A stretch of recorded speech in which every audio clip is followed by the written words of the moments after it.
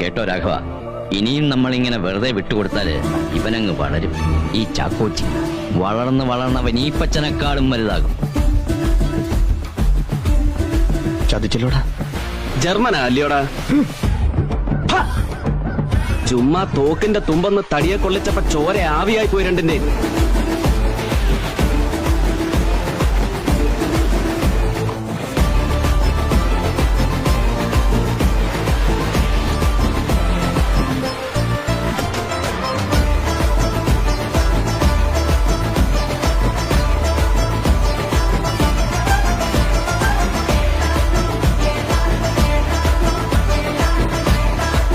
ആനക്കാട്ടിൽ ഈപ്പച്ചന്റെ ചോര കൊണ്ട് കളിച്ചത് ഇക്കൂട്ടത്തിൽ ഏത് മോനായാലും അവനെയൊക്കെ കൂട്ടിക്കേറ്റുന്നതും വിസ്തരിക്കുന്നതും അവന്റെയൊക്കെ വിധി എഴുതുന്നതും ചാക്കോച്ചി നേരിട്ടായിരിക്കും.